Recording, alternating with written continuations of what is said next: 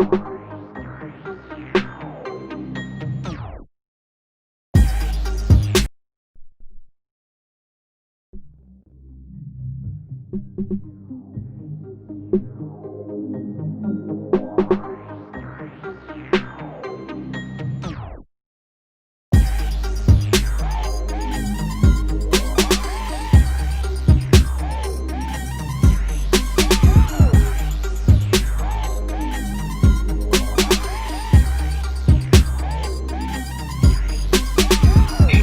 are now tuned in to the Cosmic Convos podcast, your number one source for accurate, relevant, and thought-provoking astrological conversations in the podcast nation. The place where stars and minds align.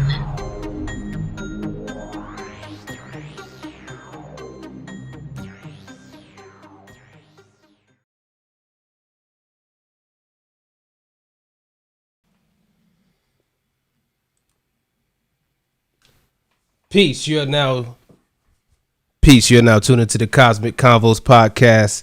I'm your humble host, Herut, and I got my good brother here, Brother Ra. Doing?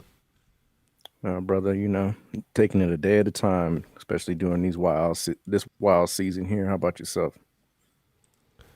Hey, man, no complaints, man. Just, taking it a day at a time.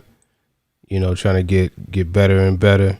And like I said, as usual, man, trying to get like you, my brother. You're on your way, brother. Indeed. But before we get too far, I want to remind you all that this episode is brought to you by Push It Forward Media Group and Vedic Astrology, and our good people on Patreon. And, we're trying something a little different this week. We're letting the patrons, get access to the show on a live level right now. So we're actually flying this thing, live right now. So we got a couple patrons in there and stuff like that. So we're gonna test this model out and stuff like that. And when we get it all together, we're gonna bring it to the public or whatnot. But the patrons, they get the opportunity to come and critique it and ask questions and all those different things like that before we take it to that level. So, with that being said, to follow us on Instagram, you want to reach us at Cosmic Convo. That's COSMICCONVO. And that's on Instagram. And you also, you can find Push It Forward Media Group on Instagram at Push It Forward. And then you can find us on the web at pushitforward.com. On there, you can navigate the Cosmic Convos podcast there. You can find all the different platforms that we're on. And you can also order your Vedic Astrology chart package. And on there, we also got information that you can get in touch with the good brother over here, Brother Ra, and get that consultation popping and everything like that. And to that point, Brother Ra, how can the people get a hold of you? Typically astrology@gmail.com, or you can hit me up on Facebook or IG via Shechem Ra. That's my tag. So those three are the trifecta. Indeed. So yeah, man, we're here, episode 11, season 3. In total, we're talking about episode 61 and whatnot. So we're getting up and, getting up there and stuff like that, getting closer to that 100 episode, number 100 episode milestone and stuff like that. As far as specifically for the last episode, seems like we got a pretty good response from that. A lot of people didn't see that one coming. Our patrons did because they requested it, but a lot of people didn't see that one coming. So they was real excited to dive into that episode and start, seeing those correlations in the Bible. Is something that's mentioned, but I haven't seen it in a podcast format like we put it in or whatnot. What's the type of feedback you've been getting from the last episode? They couple of sisters just really took off with it because they really get into the Bible and that kind of thing. So all around, it seems like everybody was very intrigued. And in fact, they're looking forward for the next one, which is it'll be out this season. So stay tuned. Indeed, indeed, indeed. And the ironic thing, I seen something out there from a very prominent journalist, on a both in a written format and in a video type format. I'll share it with you. I'm not gonna say it on the air, but I'll share it with you, and let you check it out. It was quite interesting and stuff like that. But they were touching on some of the same topics that we were touching on and different things like that. And it was just kind of ironic that kind of synced up like that. But I'll share it with you off mic, and maybe we'll maybe mention a little bit on mic and stuff like that. But yeah, man, it seems like a lot. It's interesting. A lot of times, when you do things, you'd be surprised what people are in the same headspace that you're in at that time. Yeah, it's called being on the frequency. So Yeah. Indeed. So we don't really have any questions right now from the patrons. We have some other ones, but we could probably toss it in, and then at some point, depending on the viewership and how everything is going, we can get the patrons involved and shoot some questions through the comments, or we might even take a phone call or something like that. So we, like I said, we what they say, you build it as you fly it. Those type of things. Indeed. So we're trying some new things, but I think we got pretty good solid format and whatnot. But on this episode, we kind of wanted to get back to some of the fundamentals in regards to the particular persuasion of astrology, that we practice, right? And matter of fact, what? Before I go in there, Rod, anything you wanted to talk about before we dive into the topic? Any announcements or anything like that? Anything prominent that you may want to mention to the people before we go all the way in? It was, yeah. Today we're recording. This is a eclipse. Yep. I didn't see any surprises as far as the election is concerned. And things don't always just come out right after the eclipse happens. It usually happens sometime after there's a revelation or things are kind of the veil is dropped. But sometimes things do happen. But isn't it ironic that that particular event happens on the day that there's an eclipse? And so those aren't things that are accidents, right? Those are very ominous things that we can pay attention to. And so using it to kind of foretell or kind of look into what's going on, a lot of people said that this would be the day that there would be a shock, right? As far as the presidency is concerned. And the only shock really and truthfully is when you become biased, right? When you lean into, the reason why I say there's no shock, because if you're an astrologer that's using the science properly, you don't have any vested interest. People ask, do you vote? I don't vote, right? So by me not voting, not to say that you should or shouldn't, right? That's everyone's preference and choice. But for me, right, I already know the outcome, right? As a diviner, as an astrologer, these things are kind of already foretold. So it's no sense for me. My influence either way, right, would be negligible. But nonetheless, right, when you are biased or when you are invested or you have a persuasion or side that you're really leaning towards, then when those predictions come out, then those predictions are tainted, right? And that's really the only surprise that happens to those that really were leaning or hoping or wishing or, have some kind of sway towards one side or the other.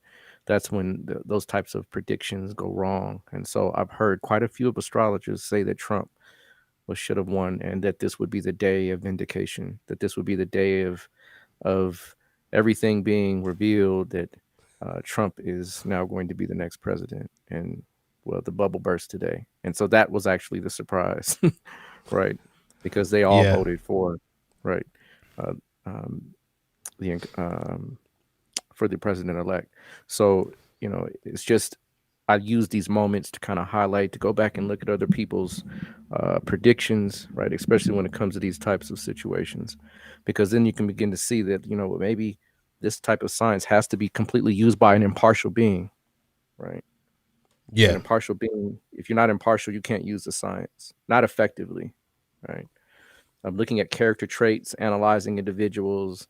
That's one thing. But when you're talking about predicting large scale events, or shifts in consciousness, or in the mass consciousness, that takes a degree of impartiality. And so I just bid those that really are interested in the science to take a look at people's predictions and see if you can sense or understand or perceive that that person may have a bend or a slant on what they would like as far as the outcome is concerned. Because when you truly use the science, remember, this is an objective science. This is not something that's going to switch per my view and their view, right? Yeah. It's objective, right? It lies on this. It is a science, right? And yes, this is a science of probabilities, right? It's also a science of possibilities. But once you understand how those work in concert, and you begin to see what's called confluence, and confluence is something that takes an astrologer a long time to sense, right? Also, as far as the time and the atmosphere, the environment, the what's going on around in the world, all those things make a difference to make predictions, right? But nonetheless, right, when you truly use it as a science, right, it's infallible, right? It really becomes to a point. It comes to a point where you can use it to pinpoint a person's time of death, right? Mm-hmm. So it's not something that is guesswork, right? Or it could be this, it could be that. No, it's definitive. It is or it isn't, right? And so I just bid you that, if you really are a avid student, right, just watch those that make predictions that embellish current trends, right, versus the reality of what the heavens say, right? Because Yeah. current trends are, remember, it was a current trend that the election was rigged, and it's stolen, and it's fraud, and all these kind of accusations, right? I'm Yeah. not saying either way, either side. I'm just saying that if that's a current trend and you see an astrologer following that trend, then you can pretty much surmise that that individual is in that vein of thinking along the lines of preferential, right, influence. And so I just say that is a very interesting thing that we've seen today, right? I Mm-hmm. was waiting on this day, right, so that I could really, no, just, but truth be told, right, it is Well, I mean, to be used as a landmark, right, to kind of say, hey, you know, I mean, in particular, though, I think if anything today, if you look at the transits and different things like that, it's pretty much like a double down on, Trump, as far as the things yeah. that's going on in his chart. I mean, it kind of doubles down already. I mean, that's what I looked at this moment in light Yeah. of the moment of the election, Mm-hmm. because I knew if it's a full solar eclipse on the fourth house, and that's the seat of, that's one also considered the seat of power, Mm-hmm. right? That's someone's contentment, their sanity, right? Their ability to make common sense of things, right? To Yeah. integrate their experiences into an emotional whole, right? Yeah. That's what the fourth house is. Mm-hmm. And then they can't do that. They can't integrate their experiences into something that is evolutionary as far as their releasing of their past, their karma, or whatever you. That's why it's a moksha house. Yeah. And when it's in that position, I already know. And the moon, not only that, the moon is there, right? And he already has a nodal axis there anyway. So I mean, Yep. this is a whole, right, experience for him, right? I mean, him actually saying that the Supreme Court, right, are cowards, right, for lack of better words, right. I Yeah. mean, you're seeing someone that's emotionally insecure at their last throes, right, of their trying to hold on to whatever they had, right, and it's time to go. So, I mean, I don't have any pride. Trump is either way. I could care less, right? Because you're choosing between Beelzebub and Lucifer in my book, right? Right. Yeah. So, but I just want to touch on that, folks. Today was the eclipse. We did have the actual electoral college vote. They voted him in, right? There was no surprises. There Mhm. was no hoodwinks, no slip of the hands, right? There was no waving of the magic wand, right? None of these things Yeah. happen. So we will see. Now, what I do propose, right? And this is Yeah. another way that you look at the election, and we'll definitely dig into our subject here quickly. But the inauguration happens when there's an Aries ascendant, right? Mhm. Mars will be in Aries and the moon will be in Aries. Yeah. Now, his cabinet consists of women, right? A lot of women at this point. And Mhm. Mars, of course, are those individuals that are the leadership and the individuals that are charged with carrying the presidency, such as the president himself, but also his cabinet.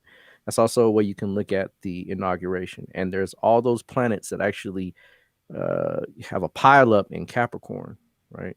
All Yeah. those planets in the 10th house from that date of inauguration, meaning from the ascendant of the inauguration, which is Aries, it'll be in the 10th house, right? Mm. That's also showing that there's a lot of I guess he quote unquote, and I'm not a fan for Biden. Trust me, this is not somebody in that I'm not in that vein of thinking, but I'm just saying what has been portrayed and what has been recorded is that he has included a lot of so-called African Americans in his cabinet. In fact, I believe that the individual that he chose for the Secretary of Defense, I'm not sure if that's the right office, right? But his brother, black man, and he's very kind of controversial behind him choosing him. But and of course, it's not the first time a black man's been in that position. But nonetheless, it's just showing that he's trying to keep his quote unquote word to his constituents that he would bring in a variety of individuals, including women and people of color. So that just shows that same alignment in the 10th house, right? And Moon being in the first. Of course, Moon also is the vice president, right? Which is a female, right? Moon is there with Mars. So these are all, you use that inauguration date, you use the date that happens with regards to the electoral college, and you use the date of election, the date of electoral college votes, and then the date of inauguration. All three of those, of course, with the charts of the individuals themselves and the vice presidents, all those combined, right, yields the outcome. And so we're going to see definitely some unrest, right, on that day. Maybe some fighting in the streets, but it won't be something to rock the country or shift the whole tide of things. It would just be, some of the repeat that we've seen already. Yeah, I mean, one thing, there's already a lot of stuff just queuing up anyway. I mean, you really don't even need something drastic on that level to happen because we're already in funny territory as it is anyway. As it is, right? Yeah, indeed. Yeah, I mean, the only thing significant that I saw in the news was just a whole. I saw a lot of videos come out on the COVID vaccine. Seeing a lot of people taking that. There might be something there with that, but as far as the election go, the cure is worse than a disease. You know what I mean? So yeah, it's kind of soon. I mean, a lot of people don't know, and like I said, I keep this real brief because of the amount of censorship and different things like that that's going on. But there was a law that was passed that made it pretty much virtually impossible for any pharmaceutical company that creates vaccines to be liable. So that's the biggest problem there, because even if something was to go wrong and you had a vaccine that was put out in, pretty much less than a year, when usually it takes about 10 years for a vaccine to get approved, it's a huge margin of error. So I think that's a, major thing that a lot of people, should be questioning and be looking at and stuff like that. But, hey man. Yeah, that's interesting. The vaccine. Hey man, it's a matter of like, it's at a point where it is a dangerous thing not to consider it, but it's also a dangerous thing to consider it, right? And so, Yeah. that's one of those things. Like you said, it's a thin line out here, and I let people make those judgment calls for themselves. But at the same time, it's just do your research, right? It's really odd that I'm not a real big movie buff fan type dude, but what's the movie with Will Smith? A Legend, or is it I Am Legend or something like that? Or I Am Legend, something like that. Yeah. Where they had the vaccine and the vaccine turned out to be, zombifying people, right? So, I just always question the methods and modes of Western medicine because they do things without trying things over an extended period of time. And yeah, the trials might have went somewhere, but how do we, what are the long-term effects of this, right? What are the effects 20 years down the line when I have children, right? In fact, if think about it from this perspective, and I'm not saying, like I said, either way, but I'm just devil's advocate on both sides. If there is an illness that if you got bit by a mosquito, a woman got bit by a mosquito, right? The baby comes out with, it's called Zika. I'm sure you probably heard of it, right? That the baby comes out with a malformed, head. Yeah. And that's from a mosquito biting an individual that is to have children or Zika. that is right, Zika. So that, it just leaves a little room to wonder if these are some things that we might experience down the line as far as side effects 20 years later, 30 years later, 40, 50, you know what I mean? So, yeah, I'd leave it at that. It's something to consider. Yeah. I touch on that a little bit in the next film we're dropping, coming very, very, very soon. We're wrapping it up now. The Gentle. If you've been watching, you follow me on social media and different things like that, you might have saw some promotions for that. So that'll be coming soon. So we'll touch on a little bit of that in that film as well. Indeed. But I got one more thing other, and somebody mentioned this and stuff, and this is related to what I was talking about earlier. And just want to make this clear. There's a lot of people, especially in the Western astrology world, that's essentially saying that because of this conjunction between Saturn and Jupiter in Capricorn, that is marking the age of Aquarius. We did an episode on the age of Aquarius. We address what defines an astrological age. Real brief, and we just clear that up real quick. That that's not how you determine astrological ages. No.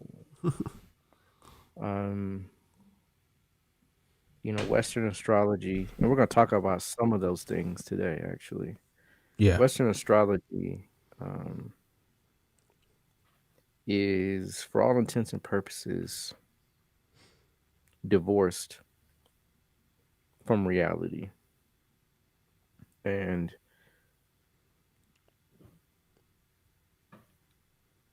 you can create all kinds of different methods and means to try to exact something that's not there because it's not there. Right? For example, and I don't know why that would commemorate something if it's not even the sign that would be. Well, to them, this happening in Aquarius. Oh, well, I guess so, right? Because they're off, right? 23. Yeah. So yeah, I would guess maybe according, but no, that's not how you determine an age at all, and they know this, right? Most Yeah. astrologers, even Western astrologers, know that the age is determined based on what happens on March 21st, right? Every Yeah. year. So it's interesting that that comes out, and that's something that people are saying. But um, you know,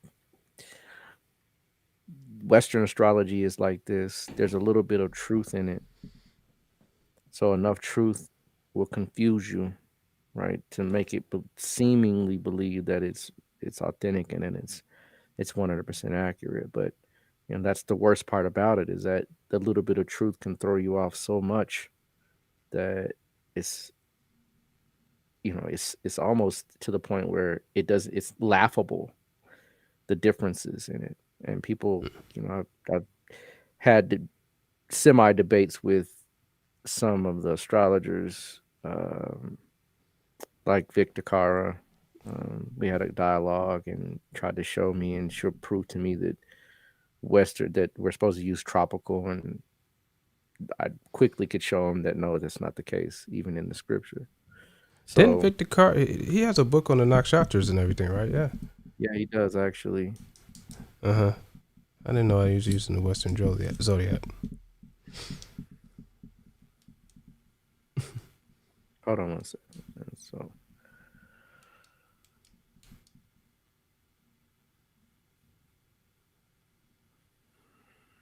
So yeah, he does have a book on the nakshatras, and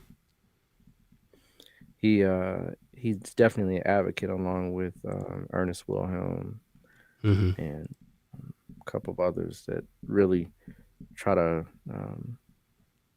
lay into that theory. And it's clearly in Parasara, in Brihat Parasara's Horshastra's work. When you study Shadbala, Ayana Bala is one of the the measurements that we use to gauge Shadbala. Is Ayana Bala is in Kalabala, right? Yeah. Kalabala is one of the strengths that we judge or use to gauge, right, planetary strength. And so it depends on where a planet is placed and what time of the year it is, right? Certain Yeah. planets do better towards the summer, some planets do better towards the winter. So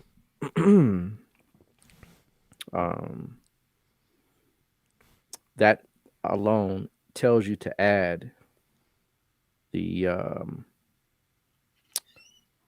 difference between the Ayanamsha back in to the Ayanabala in order to gauge the strength. Well, this is from Parashar's mouth, so why would you add the Ayanamsha back in if the Ayanamsha was already included, which is the death blow, right, to anything that you could say as far as being used as far as Vedic using tropical, right, as the baseline. You would never have to mention it, right? And so there's no way they can explain that away, right? Yeah. And that just proves that the system is based on, and that's even for the people in Kemet. If you watch that movie 2000, is it 2009, 2009 or something like that, the movie about the Great Pyramid, quite interesting, man, quite interesting. But they showed how we use basically laser beams, right, to What fashion the movie is pyramid. that? I don't. It's 2000. It's on YouTube. It's about a 3.5 hour movie, maybe 4 hour movie, I need to or check that out. documentary. Yeah, but it shows how we use. I mean, it's pretty interesting. All for the exception of the portion where they mention the Nasut, or the king being buried in the pyramid. We'll conjecture about that, but and what it was used for. But nonetheless, the information is right and exact. I mean, when they actually show it, they show us using lenses to capture the sunlight and actually creating cement, right, out of igneous rock, out of granite. I'm like, whoa, Yeah. that's heavy. But it makes sense because when you look at the sculpting, we didn't have any tools, right, to be able to do that, so-called. So how would they be able to chisel diorite and, you know what I mean, dolomite and all those hard types of rocks with tools that were considered to be, for all intents and purposes, soft, right? Copper doesn't do much to rock. So No. they showed that they actually melted the rock, right? And they also constructed cement. But nonetheless, those stars were aligned perfectly, right? Sirius and one of the stars in Orion. So actually 3 of the stars in Orion. So nonetheless, that we use the sidereal system, right, to do that. There's no way you could do it tropically. So all those things just go to show that there's been a divergence in the knowledge, and so it's purposefully done. I can assure you this is so that people really don't have access to a direct link to what's going on, and it's better to have it mixed in so that you can again confuse truth with falsehood, so that it blurs the lines. But that is quite Yeah. interesting that they would state that the beginning of an age would happen. I mean, I know it's been 800 years since the last conjunction like this, but that would even disprove it again, because if it's 800 years, that would mean that's the 1200s. That would be the last conjunction, and so that would have ended or changed in age. It doesn't make sense, right? At Yeah, all. I think the big thing, part of our personal training and stuff like that, kind of helps with that, is that, when it comes to quote unquote, alternative spiritual, techniques and stuff like that, I think a lot of people adopt the attitude that none of this stuff is solidified. So, it's kind of like, well, nobody knows, or nobody really knows this or knows that. So it's kind of like, there's some gray area there that we can kind of play in and stuff like that, But and like I said, one thing we don't want to do is we don't want to, offend or alienate any, other systems or anything like that. But we're pretty firm in what we practice, and we could definitely back it up. Just utilizing the tools, not anything other than that. But I think that kind of gets in the way sometimes, because we when you utilize certain techniques and different things like that to be sure about something, it changes the way that you approach it. It's not so much, well, it could be this, it could be that. It's more like, no, this is this. Yeah. It is what it is. You know what I mean? You have to call it like you see it, and that's the best way to do it. Even if I've always been told, if you, with everything lining up, you follow the last thing, which is your intuition and your insight and experience. But with this system, you really don't need much of it when you do it right. You don't. That's only when I've had more intuitive readings from Western astrologers than I have astrological readings. Right. Some of them are very psychic. Right. And that's where a lot of their predictive ability comes in, because some of them use their psychic ability to feel, right? Yeah. And the astrology kind of gives them some parameters around it, which, helps. But, this is really more a mathematical and a geometric process, right?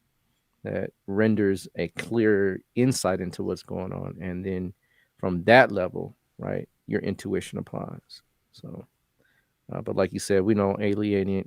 And here's, let me say this: there's a lot of techniques that they use that I really do roll with. I just apply it, within the context of the degree system that we use, and it works. Planets that are out of bounds, they always can. You can use planets that are out of bounds to predict quite well, right? They have a couple of things that even the outer planets, which interface and kind of overlay, right?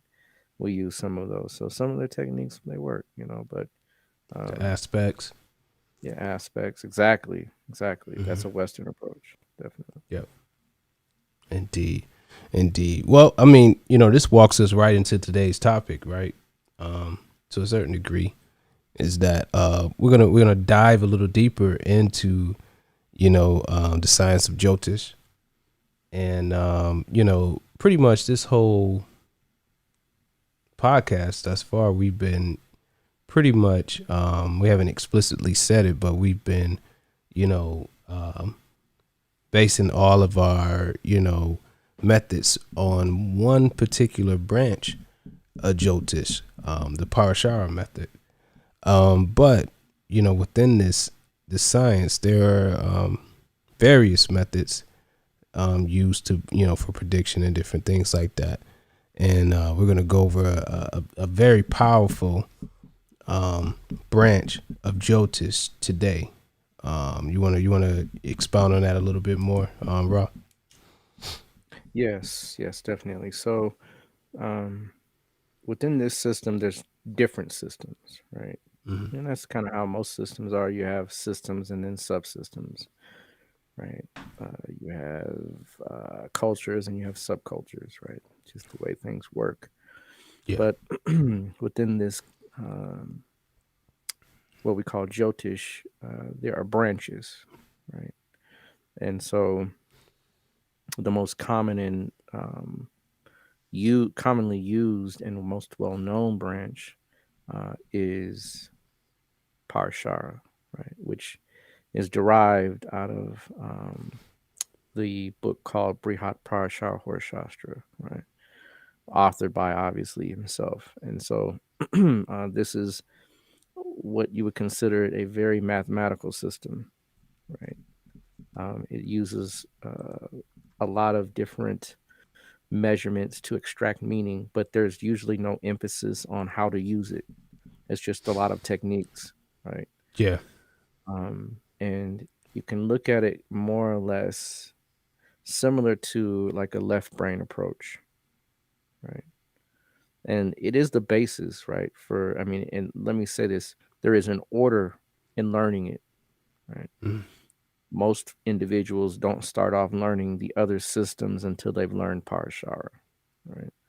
Yeah. And rightfully so, right? Because he is quote unquote considered, the king of the system.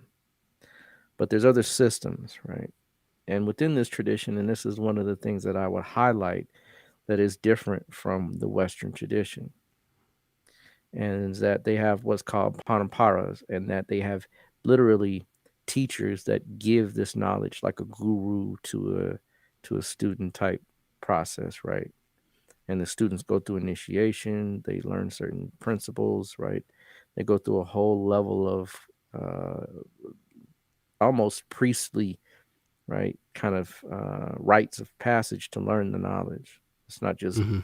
necessarily given. Now, this is how it's been done for thousands of years. Of course, modern astrology, modern India, and modern practices have not, it's not established as it was, but this is how we got to where we are to having these systems, is that it was passed on like that. And these were kept in families, right? They have whole families that practice astrology, right? Yeah. And so when you have these types of long lineages, right, of knowledge that's been passed on from student to teacher, teacher to student, excuse me, from father to son, right, and so forth, and mother to daughter, if and they do have female astrologers as well. But for the most part, right, this is a long line of knowledge that's been developed. And so that is a big difference in approach, in that this system has been pretty much in practice for, I'm going to say, 4,000 years, right? Mm-hmm. Maybe not as it is now, right? There's been obviously some changes and gradual development, but for the most part, you can count that this is a lot older, right, than Western astrology, right? Especially Yeah. when they combine it and link it with different particular deities, right? They align it with different cycles, right? I mean, some of the cycles in India talk about millions of years, right? Mm-hmm. Yogas, right? It's not something you find outside of India unless you're really talking, ancient civilizations. And Yeah. so, you know, considering that, and considering how well they did master time. Yes, the Greeks had a system, right? But their system derived from us, right? From Kemet. Mm-hmm. Yes, the Chaldeans or the Sumerians did play a major part, but for the most part, they will attest that the Egyptians, right, were the ones where they really harnessed their knowledge, as far as astrology is concerned. So, all that to be said, there is a tradition, right, that this uh, comes through as, and it comes through from, and that it's been literally developed through individuals that pass it on. Well, one of the things that happens is that when you do that, you have different techniques that you can develop, right, within the basic set of techniques that you're already doing. So, Jaimini, which we're going to discuss today, is one of those systems that abridges, right, or kind of segues or uses it from a different approach. But Jaimini is Yeah. not the only one, right? Mm-hmm. You also have what's called the Nadi system or Brigu Nadi, right? And Nadis are literally, right? Well, we all know there's nadis in the body, right? There's 72,000 nadis, right?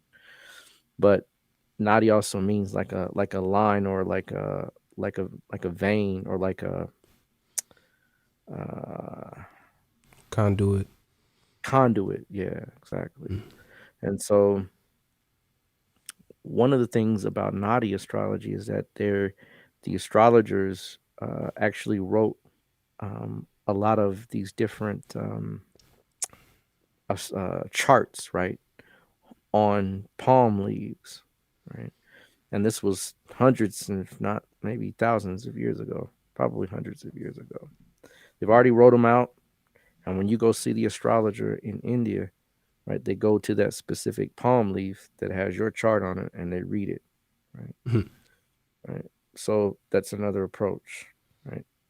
Then you have what's called systems approach. And systems approach is Vedic astrology that's been modernized, if you will. It's kind of upgraded based on some of the principles that that school of thought has deemed as appropriate. And it's very close in nature, right, to Parasara, but there are some differences, right, in the way the planets are interpreted and also the way some of the yogas are interpreted. There's a few other differences as well, but it's very similar, but there are some nuances that you'd have to pay attention to in order to use this system. Um, then, of course, we have Krishnamurti Padhati, right? Mm-hmm. KP, right? Yeah. And now, let me say this: all of the other systems that we've mentioned so far, Parshara, Jaimini, right, Nadi, right, systems approach, they all use Dayanamsha, right? Whether it's Lahiri, right, or BV Raman, right? They usually use those, right? Mm-hmm. But Krishnamurti Padhati actually came up with his own Ayanamsha. Yeah. And so the Ayanamsha differs about 6 minutes, right? Which is helpful when you really want to hairline and pinpoint certain things. But there's also other differences as well as far as the Placidius system is concerned, meaning the house systems that KP uses. There is a difference in that they use an unequal house system, right? Yeah. And so it definitely lines the planets up differently, but it's more a predictive system than it is a characterization process or something that defines personality or tells, it can to some degree, but it's more predictive. And it really, when I say predictive, it can pinpoint things to a very hairline degree, right? Yeah. Because they use sublords and sublords and sublords, right? So, right, it gets kind of hairy, right? Yeah. So, sub Lord you to death. Right. Yeah, you sublord it out when you are walking out of there cross-eyed, right? Yeah. Right. But it's a system that's very, very, its predictive power is uncanny, right? Yeah. And so when it's used properly, right? And I wouldn't use them the same way, right? I would use KP to really time, and I use Parshar to kind of encompass what's going on and give an outlay and a purview of what's going to happen. Yeah. So, those are different systems, right? I'm sure there's more, right? I'm not going to go into every other small nuances of different ones because there are others, but those are the main ones in play, right? Um, Jaimini, right, is, and they say that Jaimini kind of picks up what Parasara leaves off. Right? And in a way, I agree. Right. At first, when I very first was introduced to Jaimini, I was like, "Whoa, this is a whole different ball game." Right. Yeah. Because the way you look at it is it's different. Right. It's really more of a right brain approach than it is the left brain. Right. I can see that. Because it's more using pictures of individuals and things to represent occurrences. Even though you do that in Parashara, it's different in Jaimini, right? Mm-hmm. And so one of the things that overlaps, right, within the two systems is what we call Karakas. Mm-hmm. And all that word means is that it just means it's a significator or indicator of something, right? So, for example, Venus, right, is typically the Karaka of marriage, right? Yeah. Right. Or the Karaka of contracts, right? Or the Karaka of promises, right? A vow. Yeah. So that's pretty standard, right? And that overlays from Parashara right into Jaimini. They use the same kind of perception of how things work within the Karaka system. But the difference is that the other system, which Jaimini, what Jaimini highlights is um, the Chara Karaka system versus the Stira Karaka. Stira Karaka means something that's stable, right? Stira means strong, stable, unmoved. So the Karakas that are unmoved, like for Venus, it would be marriage, right? Or for Jupiter, it would Yeah. be children, right? Or Mm-hmm. knowledge. For Mars, it would be brothers, right? Or siblings, and so forth, right? That's pretty standard in Mm-hmm. both systems. But there's another system that is used called the Chara Karaka system. And that's really where Jaimini takes off from. That's really where they start their predictive processes. And so Yeah. the Chara system is basically you have to know the degrees of the planets that you're looking at. Now, there's two different systems that are in vogue. There's one that uses seven planets, and there's one that uses eight, right? Yeah. Right. Now, I personally use seven. Mm-hmm.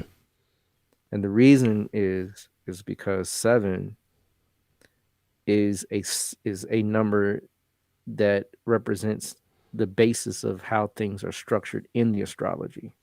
Right. One system uses seven, which are the main planets, and then one adds in planet, which is Rahu, right? Yeah. Which is eight different Karakas. And the reason why I don't use it is for my own personal research, in that Rahu is typically represented by the planet that rules him. Yeah. He doesn't stand alone. In order for me to really understand the Karaka and how it's playing out, I would always look to the ruler, which is going to be another Karaka, right? In that seven out of the rest of the seven that are remaining, right? Yeah. So that relationship, right, is one that really provides, you have to understand that interlinking relationship has to be vetted. If Rahu's Lord is weak, it doesn't matter, right? Because Yeah. Rahu's going to act out as the ruler of wherever he's placed. So I typically use seven, right? Seven it works better. It's solid. You can see everything represented equally. So, and there's other reasons why, right? Because Rahu is also, right, a nodal point, and it's only granted, right, the status of planet through certain positionings, right, through certain rules. But for all intents and purposes, it's not real, right? I'm talking about things that are rock hard, tangible, touchable, right? And that's what Rahu represents, things that are not touchable in life, right? Mm-hmm. Those are things that are outside of the picture, outside of the scope, oddballs, weird things. Where did it come from, right? Everything else is tangible, right? Yeah. And Rahu has the right to remain that right, as being outside of the Karaka system, and that he can represent those things that literally in the chart are like a wild card. He's not supposed to be there, right? Right. That's the idea, right? Yeah. As if these are Yeah. demons, right? It's not something you walk on. You don't walk and see a demon every day, right? No. Right. You don't see a Well, ghost every day, right? yeah. You don't see an Most of us epidemic don't. all the time, right? These are things Yeah. that happen to shift consciousness, right? And it's not represented in the everyday unfoldment of life. So people can argue, right? Sanjay Roth, which is an excellent astrologer, and by far, if he uses it, I'm sure he has methodology to do it, right? But there's people that contest with Sanjay, right? That say that that's not the approach, and he does use a Karaka system, but he also, I mean, Sanjay Roth is a very profound Vedic astrologer. One of the ones that I really pay attention to as far as his teaching is concerned. There's a lot out there, but he really is very, very deep when he explains the way these things work. Yeah. And so,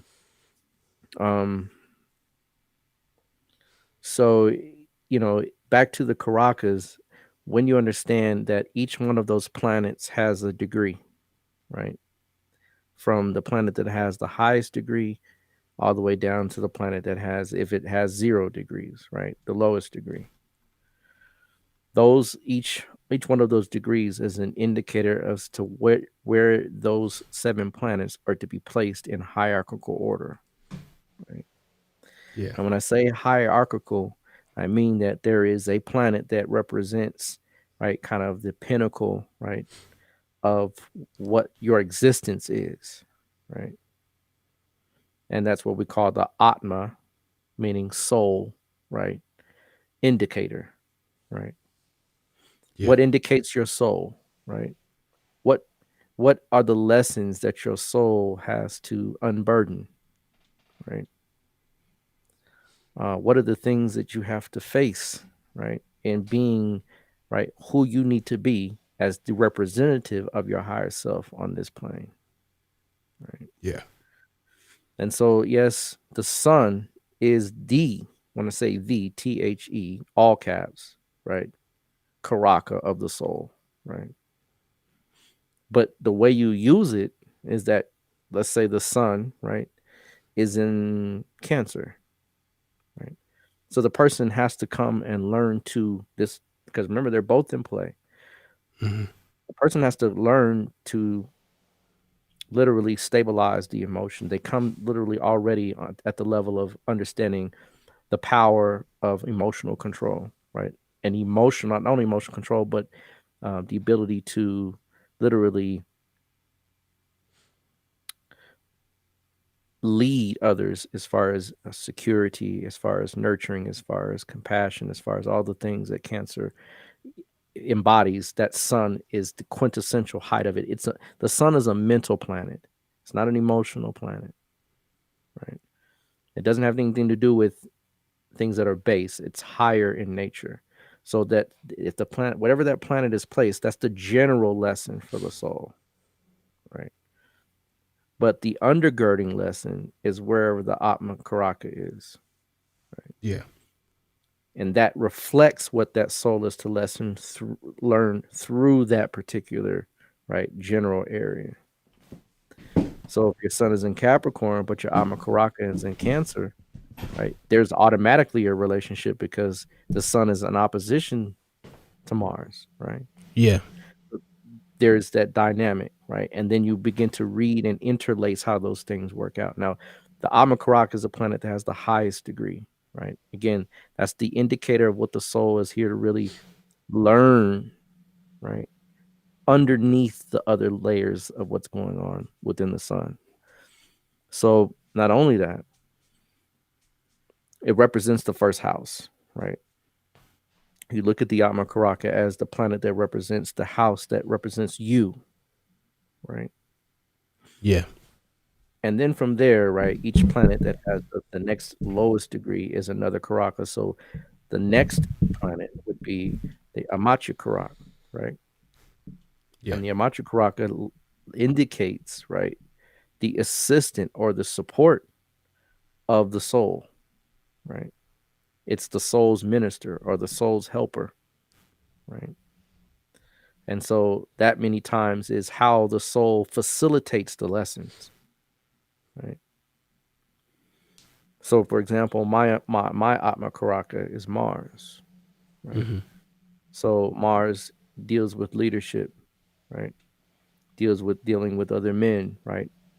Dealing with facing your fears, right? Courage, right? The proper use of force, right? All those things that go along with good old Mars, right? But my Amatya Karak is Jupiter, which facilitates and helps, right, me learn how to use or how to enact leadership skills, courage, and so forth, right? But it Yeah. also indicates a lot of times, many times, the career that an individual will find themselves in. Mm-hmm. Right? And that is because the career helps you learn many of those things, or your profession helps you unburden many of those things that you're here to learn within the context of the Atma Karaka, Yeah. right? Now, the next planet, right, from there, right, is the Batu Karaka, right? And Batu Karak literally indicates brothers, right? But it also, and let me go back to, before I move on, let me mention something about the Batu Karak, right? Each one of these also can be read similarly, like almost like a house, right? Mm-hmm. And you read the Amatya Karak in the context of almost like the career, right? So, right, what is going on within the context of the 10th house from that perspective? Not just the 10th house, but in the sense of how you make your money, right? If you look at it from that planet being the ascendant, that is literally where your career is going to coming out of. That is how your career is going to funnel, right? The lessons that you need. When people do things, doing things requires for you to learn certain skills, right? In certain environments, certain people that you're around.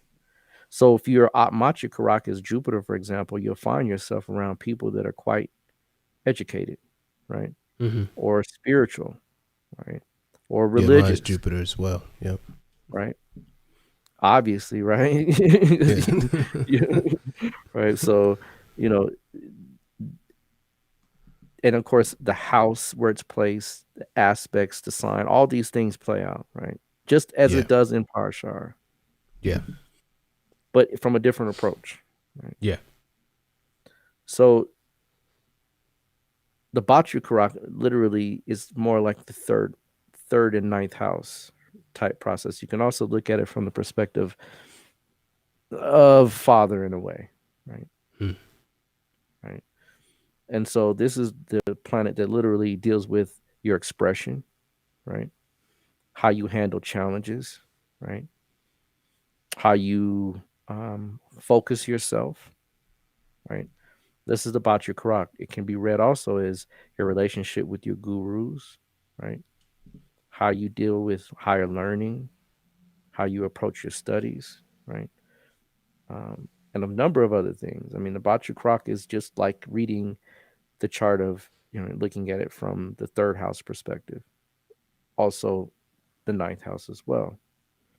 Yeah. And so, the next Karak is the Machu Karak, which is the planet that has the fourth highest degree.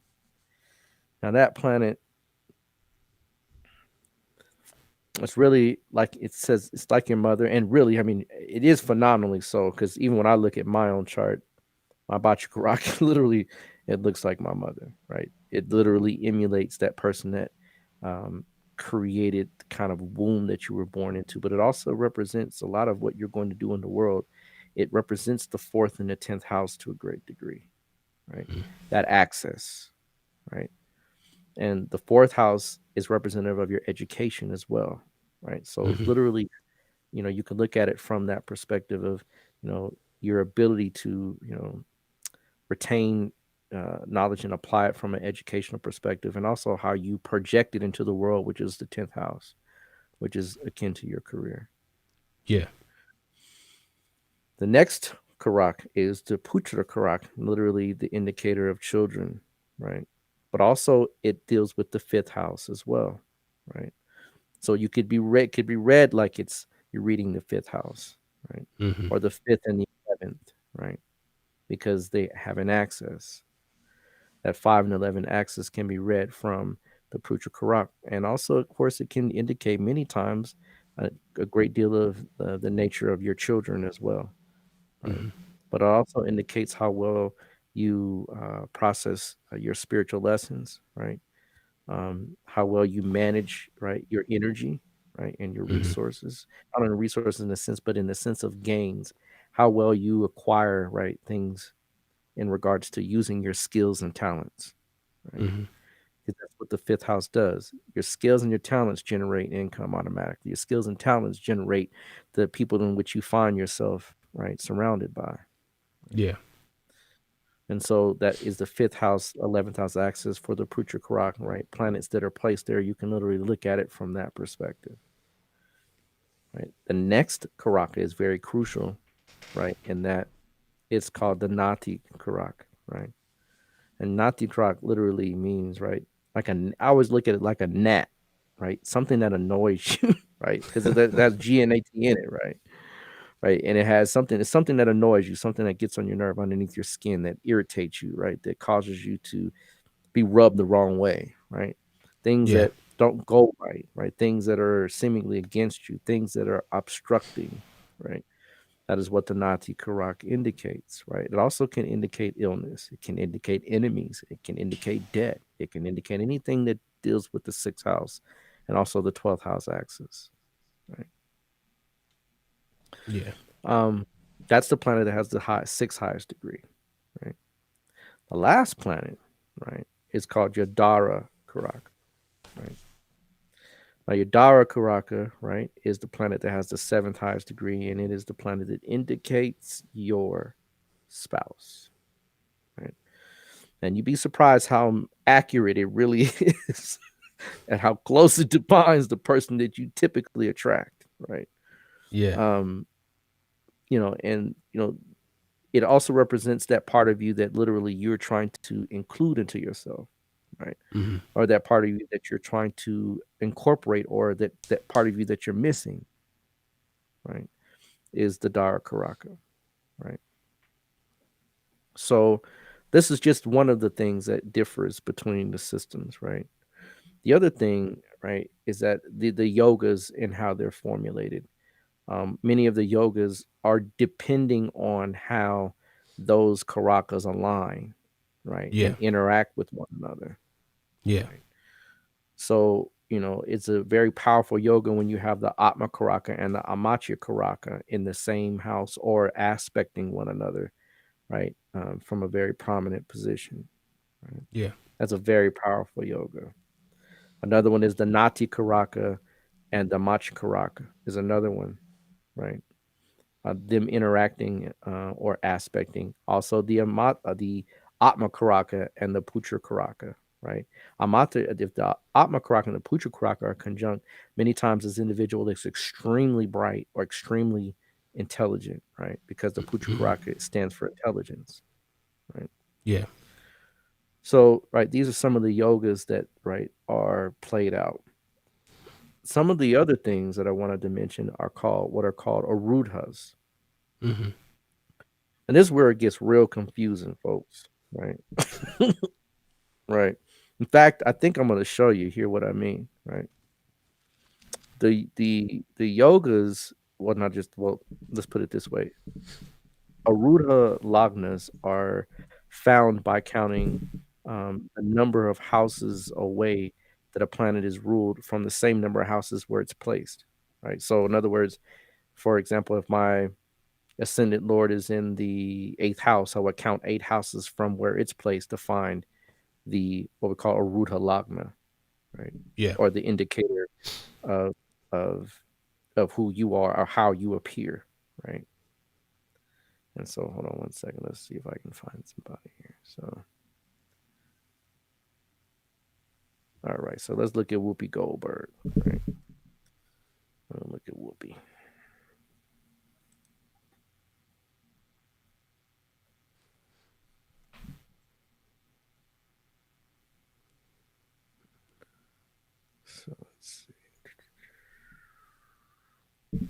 And we can also look at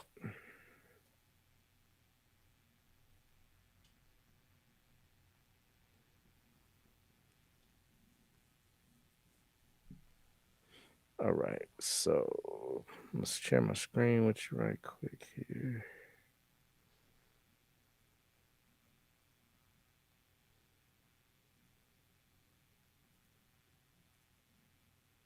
All right. We can see that. No, not yet. Not yet.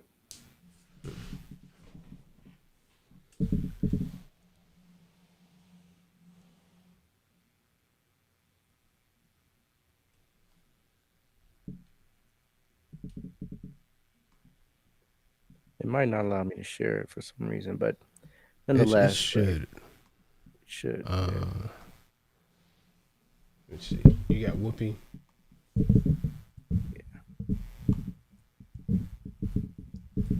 For sake of time, we'll continue. Okay. But nonetheless, right, each particular house has an aruta.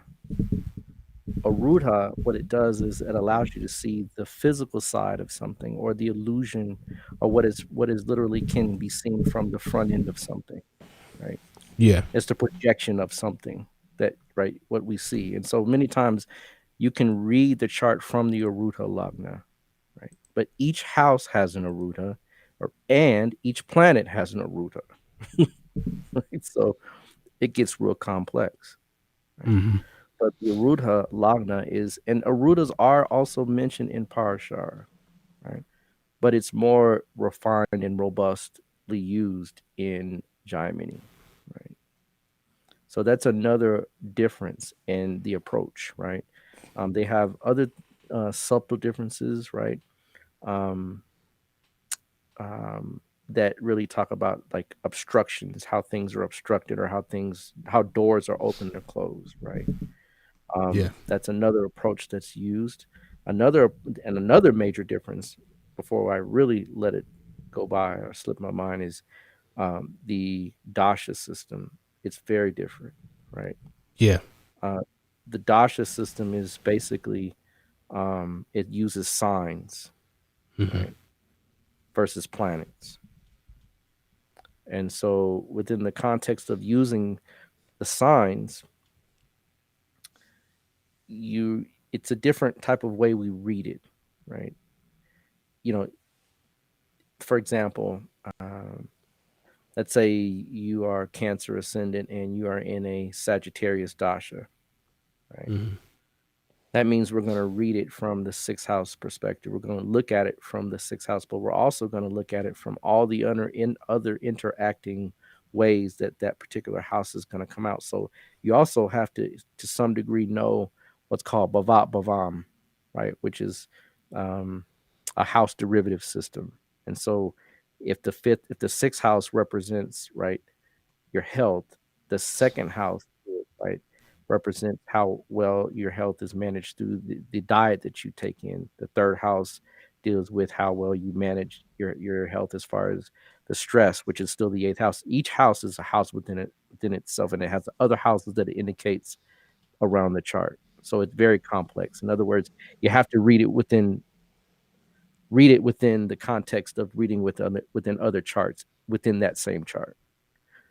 Yeah. So it gets a little hairy. At first, it's overwhelming. That's why you have to learn Parashar first, because if you don't, if I say, well, the person's in a Sagittarius Cancer dasha, right? Well, I just highlighted the first house. I highlighted the second house, right? I also highlighted the 12th house. Also highlighted the seventh house, right? They're all highlighted because of the interrelationships that they have with each other. Not only that, the aspects, which are very different, right? In this system, they use house aspects instead of planetary aspects. Right? Yeah.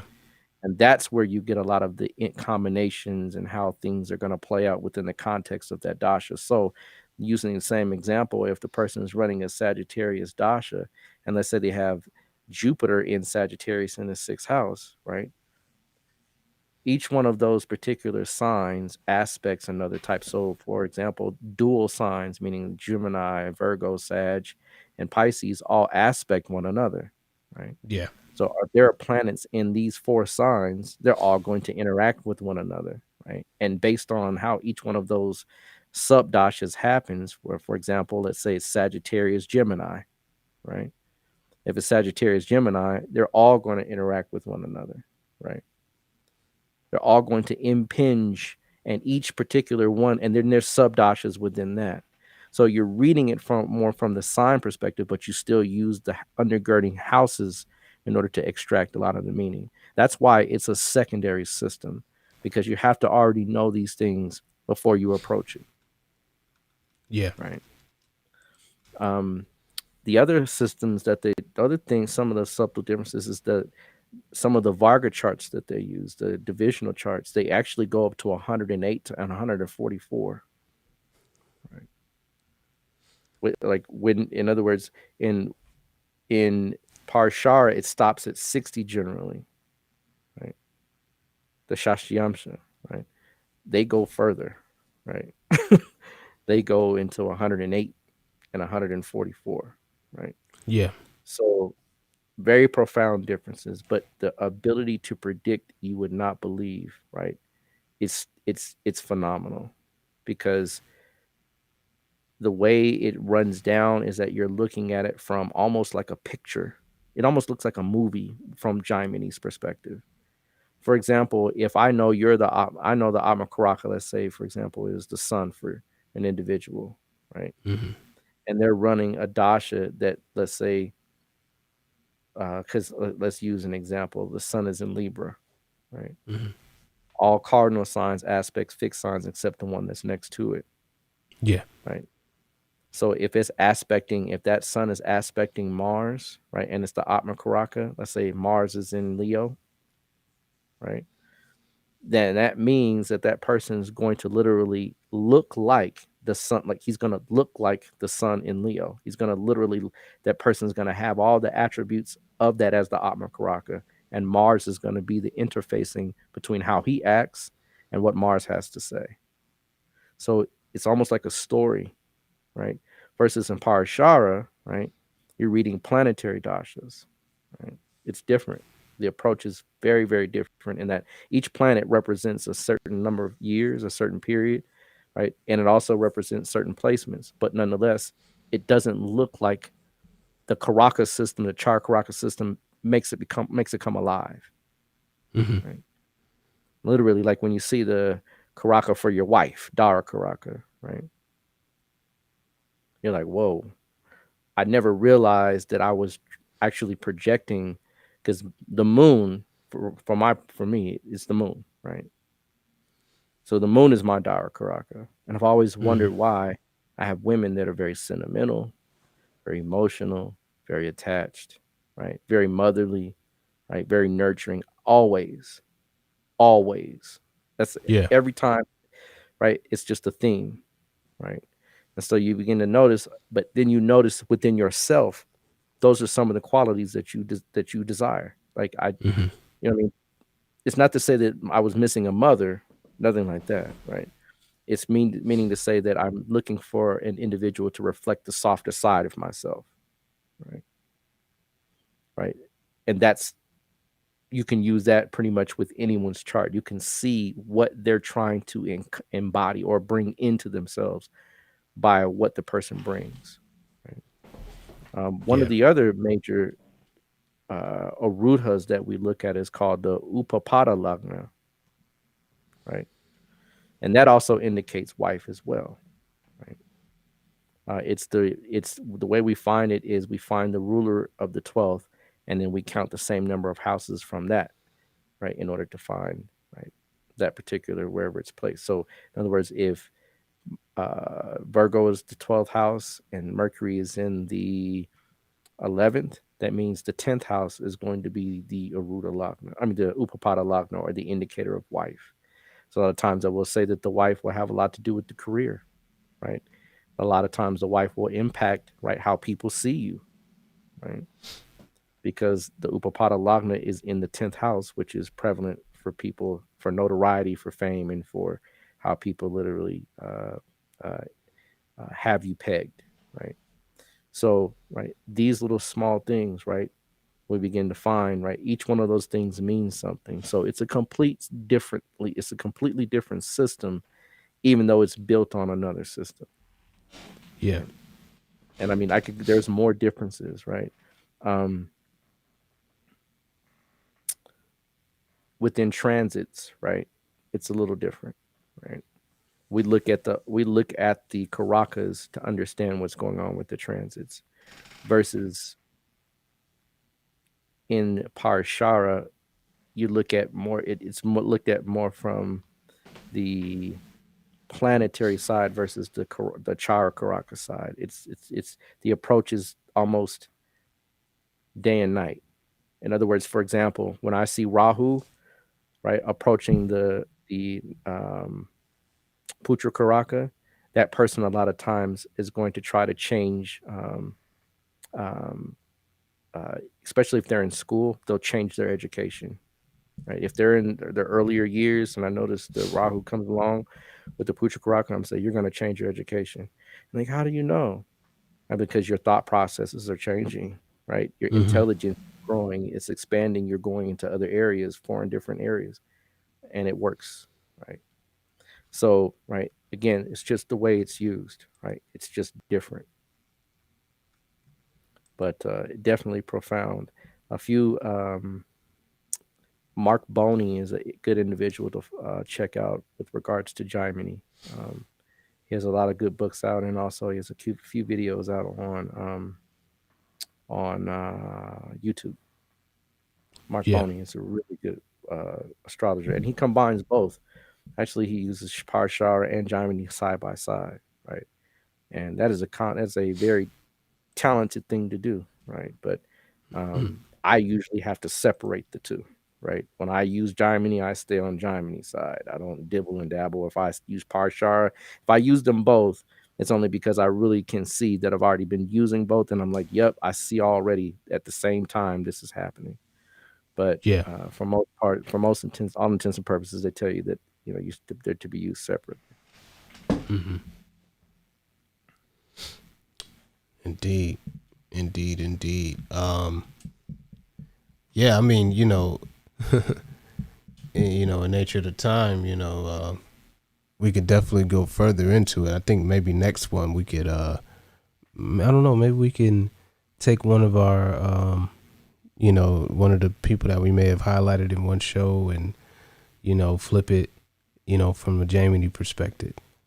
Definitely, we can do that. Yeah. Something like that. Because it's a powerful system. I love Jaimini. I love it too. Yeah. You learn to love it though. Yeah, it's mind boggling, at first. I know when I first picked up the actually that wasn't the first book, but I got them here. This is actually the first Jaimini book that I bought and whatnot. But this one is the one that, Jaimini Sutras, right? Yeah, Yeah. that's an excellent one to have too. Yeah. Yeah, like I was saying, Mark Boney, he's got an excellent book. It's right here. Oh, you can see it Yeah. with the yeah, excellent book, right?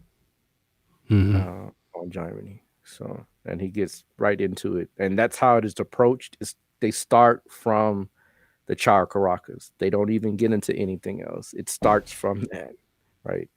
And then you dive deeply in, and then you're sitting there. And some of the sutras are very enigmatic, right? Parashara is very plain, right? He tells Yeah. you this how to use it. This is what you do. He doesn't tell you what it means necessarily, but he tells you how to use it. Jaimini, they don't tell you how to use it. It's kind of like these little one-liners, right? Yeah. And like you're like, and unless you really have a parampara or someone that to guide you, right, it's very difficult to apply, right? Because Yeah. there's just different sets of rules. But when you begin to learn it and apply it and see it, you have to take a step back, and then it makes you wonder, right? How many different ways can this thing be looked at? You know? How many? I mean, that's pretty interesting to use it in that way. Just a simple way let's say we're going to take the number of planets, 7. Mm-hmm.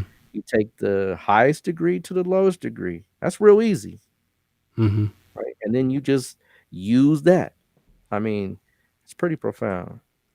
Right? It's pretty profound, definitely. Indeed.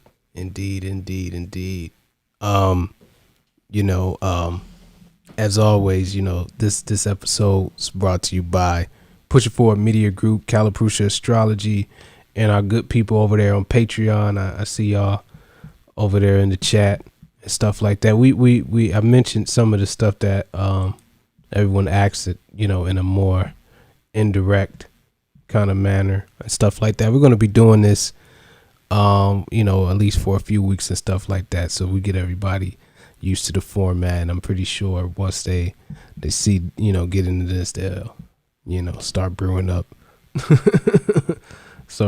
questions and wanting to call in and different things like that or whatnot. But yeah, you know, and as always, make sure you like and subscribe, you know, to this channel. If you're watching this on Facebook, make sure you follow us on Facebook.